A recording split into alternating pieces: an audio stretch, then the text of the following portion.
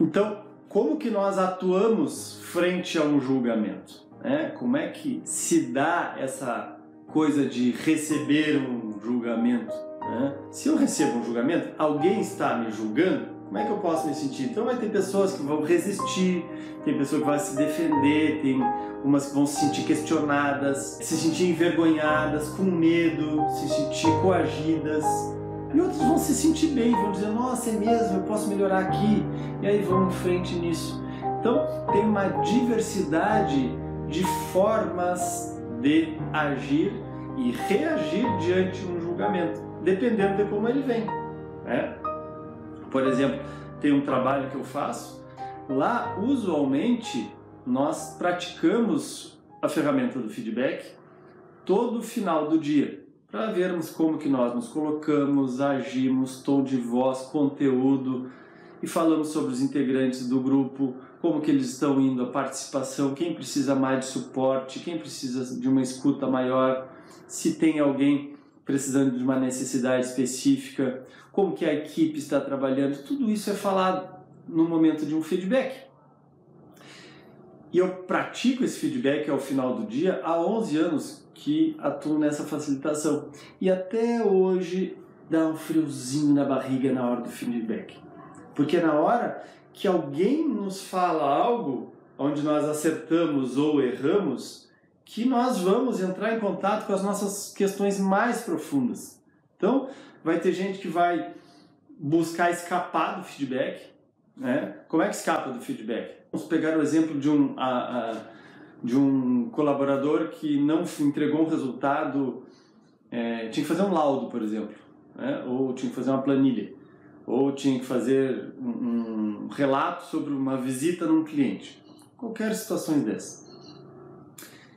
E aí o seu superior vai e diz, olha, acredito que a visita, por exemplo, deixou a desejar aqui, e cita os pontos. Constrói o seu julgamento ali específico. E aí alguém, mediante este feedback, com o julgamento inserido nele, pode escapar, dizer, não, mas eu fui lá, eu fiz, eu falei, foi o cliente que não... Quer dizer, ele dá uma maneira de desviar do julgamento, reage na hora, como se ele escapasse daquele. Então ele tem uma reação reativa, ele poderia ter uma reação de escuta. Alguém me traz o julgamento e eu escuto, mas não, ele escapa naquele momento ali. Tem outros que vão se sentir culpados, nossa, eu não fiz mesmo, meu Deus do céu, eu esqueci disso, como é que eu vou esquecer disso? São pessoas que vão se sentir mais culpadas, são aquele tipo de pessoas mais dependentes do outro, que vão trazer para si uma responsabilidade, não só a responsabilidade, mas uma culpa também, o que também não é muito positivo. Tem pessoas que vão se sentir humilhadas, um outro tipo de pessoas, porque talvez lá um dia, na história dela, ela foi humilhada e ela até hoje, diante de situações de feedback, ela tem muito medo, porque ela tem medo de ser humilhada novamente. E aí, um olhar mais pontiagudo, um tom de voz mais impositivo, uma fala menos contextualizada, qualquer situação que não leve em consideração essa pessoa que está acuada no seu processo emocional, ela pode se sentir humilhada ali. E cabe a nós que estamos oferecendo o julgamento, cuidar das pessoas que estão recebendo o julgamento. Claro que tem a parte das pessoas de evoluírem nesse processo, mas tem a nossa parte também de cuidar dessas pessoas para que o processo do julgamento seja construtivo e não destrua essa pessoa. Então tem pessoas que diante de um julgamento vão dizer, não, eu capaz, imagina, eu fui lá, eu falei, eu abordei, eu contextualizei, ele é que não entendeu. E outra vez eu já fiz isso também, e aí ele sai falando uma outra história, conta como que ele fez positivamente, isto é, pessoas mais narcisas, pessoas que andam mais peito para frente, assim, prontas para argumentar, essas pessoas vão, às vezes, agem dessa forma. E outras pessoas ainda vão provar que fizeram certo diretamente. Não, olha, estou te escutando, mas o que aconteceu de fato foi isto, vão argumentar, vão defender o seu ponto de vista naquele momento e vão juntos construir uma opção terceira, sem levar em conta um processo de defesa emocional, de reação. Se eu puder resumir em 2 tipos de reações, tem pessoas que vão assumir para si a sua responsabilidade através de uma explicação geradora de ação. Isto é, ele vai explicar, nossa, realmente, ele vai entender, realmente eu não fiz isso que tu estás me dizendo. Eu não fiz porque eu me perdi no momento que eu atendi o telefone e eu esqueci de fazer tal coisa. Então ele pega para si a responsabilidade e até traz uma explicação do porquê que ele não fez, para que ele mesmo se dê conta que na próxima vez ele vai fazer. É tipo, vamos pegar o exemplo de um adolescente que os pais cobram que não escovou os dentes e ele vai dizer, nossa papai, realmente, eu estava no telefone jogando e eu me esqueci de escovar os dentes. Eu vou lá escovar os meus dentes agora. Então, ele traz uma explicação que gera uma ação. Um outro adolescente pode reagir, pegando esse mesmo exemplo, de uma outra forma, pode dizer, não, eu não escovei os dentes porque eu estava fazendo tal coisa, estava arrumando meu quarto. Então eu não escovei os dentes porque eu estava falando com papai no telefone ou com mamãe no telefone. Então, vejam que são 2 maneiras, uma geradora de ação e uma tranquilizante. Qual é essa maneira tranquilizante? Eu não escovei os dentes porque eu estava arrumando o meu quarto. Como eu estava fazendo algo produtivo também, eu deixei de escovar os dentes. Só que o fato em si é escovar os dentes. Se tu estavas arrumando o quarto, que bom, parabéns por arrumar o teu quarto. Mas mesmo assim o dente não foi escovado. E esse mesmo exemplo nós podemos extrapolar para o casal, para as relações dentro da empresa, com a equipe, com os pares, com as lideranças, nas reuniões de trabalho, enfim, em todo o processo interrelacional. Existem 2 tipos de reações, umas que são tranquilizadoras e outras geradoras de ação. Se nós quisermos evoluir um pouco mais nesse assunto, nós podemos estudar e falar sobre locus de controle interno e externo, que é uma pesquisa feita por Julian Rotter em 1966, no qual ele descobriu que pessoas que tinham locus de controle externo, isto é, fora de si, atribuíam a outras pessoas ou outras situações os seus resultados de sucesso e de fracasso. Então são pessoas que vão dizer que o cliente não veio porque choveu, ou que os negócios não vão bem porque tem taxas de impostos, ou porque o presidente está acabando com o Brasil, este de agora ou o passado. Quer dizer, pessoas que vão botar fora de si o resultado.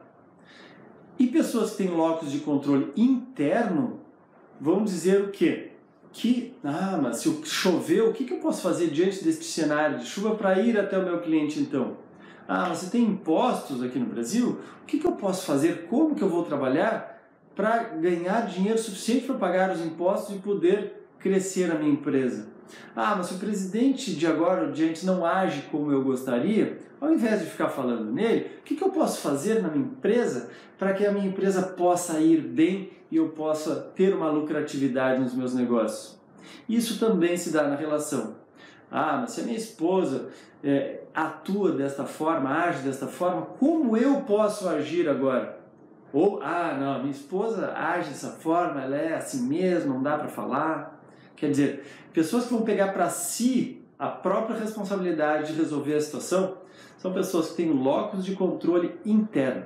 E pessoas que colocam para fora de si o resultado são pessoas que têm locus de controle externo. Quais as que têm mais sucesso nos negócios e nas relações? Quem tem locus de controle interno. Isso tem um nome, chama-se autorresponsabilidade. Eu me responsabilizo pelos meus resultados de sucesso ou de fracasso. E eu atuo, eu passo a agir a partir daí. Eu não apenas digo, papai, eu não escovei os dentes por causa disso. Eu digo, papai, eu não escovei os dentes por causa disso e eu estou indo escovar os dentes. Eu deixei de falar tal coisa em uma reunião? Muito bem, na próxima reunião eu vou falar. Então, eu assumo responsabilidade, eu vou agir, eu vou para a ação imediatamente, tá? E a partir daí, então, nós começamos um processo aqui de aprendizagem. Na aula anterior, eu falei sobre um processo popular, como é que se dava a aprendizagem, e depois eu apresentei um método pragmático que vem do Rafael Echeverria, de como nós olharmos para a aprendizagem a partir da ação. Então, a partir daqui, eu estou construindo para que nós possamos ir para a ação. Então, já vai te olhando, vai te observando, ver como que tu ages a partir, ou agiu até aqui hoje, como que tu queres agir, como que está sendo o resultado das tuas intervenções, dos teus feedbacks com as pessoas. E nós vamos juntos aprender a partir daqui a oferecer. Esta é a forma que eu gostaria de trazer também. Eu não vou lá setar, vou fazer um julgamento, vou te julgar. Não, eu vou oferecer. Eu tenho a minha leitura, a minha forma, eu vou te oferecer um julgamento. Então, para que vocês possam ir compreendendo o fenômeno que está por trás do julgamento, como ele pode ser feito e qual o impacto que ele tem nas outras pessoas, tá? E a partir daí, nós vamos vendo que quanto mais eu me torno um observador de mim mesmo, mais eu consigo observar o outro, mais eu consigo observar o contexto da situação.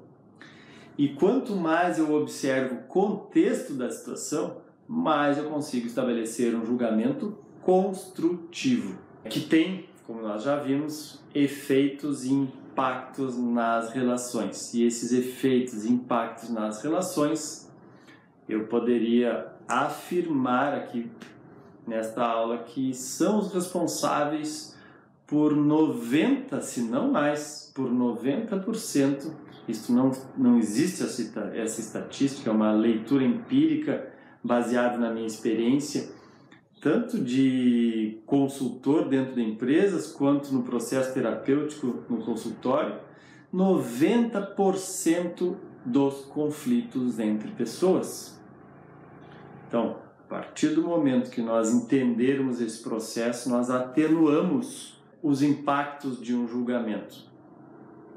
Quando isto não acontece, nós temos impactos negativos. Que impactos são esses?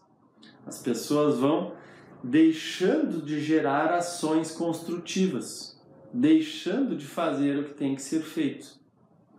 E quando as pessoas não vivem neste ambiente de confiança, onde tudo pode ser falado desta forma que nós estamos abordando aqui, onde tudo pode ser falado com confiança de que eu tenho uma escuta para ti, pode falar, eu estou aqui para te ouvir, não vai ter uma reatividade imediata. Quando isto não acontece, as pessoas vão deixando de gerar ações, elas ficam mais reativas e, por consequência, guardam emoções dentro de si. Guardando emoções dentro de si, essas emoções presas, represadas, o nosso fluxo energético diminui. E qual é a tendência do organismo? Gerar uma somatização, que é gerar uma doença dentro de si. Então as pessoas começam a adoecer. Então nós vemos em empresas pessoas com dor nas costas, com torcicolos, nervosas, com bruxismo, usando de bebida, de cigarro para atenuar a ansiedade. A ansiedade cresceu a 1000. Nós estamos hoje com 18, se não já 19 milhões de ansiosos no mundo. No mundo não, no Brasil. Isto é, a ansiedade se tornou um fator presente na vida das empresas e das famílias. E um dos fatores causadores é a forma como as pessoas se relacionam. E no estabelecer julgamentos nós vemos isso. Um exemplo bem prático, uma criança que não tem uma escuta, lembra daquele ambiente do Rumi, que não tem uma escuta em casa, um adolescente possivelmente vai desenvolver uma amidalite, porque ele não conseguiu falar, alguém não teve uma escuta para ele e ele guardou isso. Na empresa, como que acontece? Conflitos, irritações, perdas de negócio, pessoas que demoram a tomar decisões porque não conseguem dialogar sem se agredir, sem se acusar.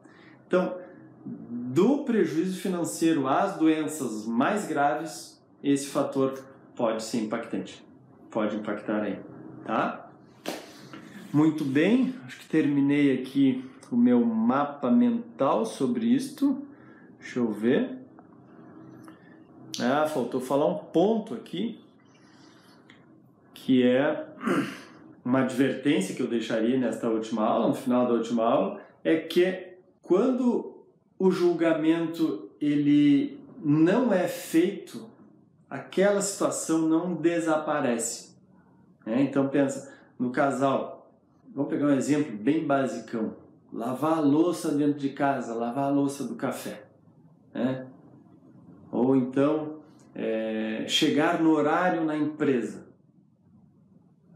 Aí não vou falar nada, não dou feedback, não ofereço julgamento, vou deixar passar ali, vou lá e eu mesmo faço. Qual é a tendência? Do outro repetir aquela ação que está improdutiva. Então ela permanece lá. Quando nós não oferecemos o julgamento, aquela ação ela segue crescendo. Se alguém fez algo e eu vou lá e ofereço um julgamento positivo, essa pessoa tende a repetir. Se eu vou lá e não ofereço o julgamento, a pessoa tende a seguir repetindo também, porque está padronizado aquele funcionamento nela, tipo a criança que não escova os dentes, ela vai seguir não escovando os dentes.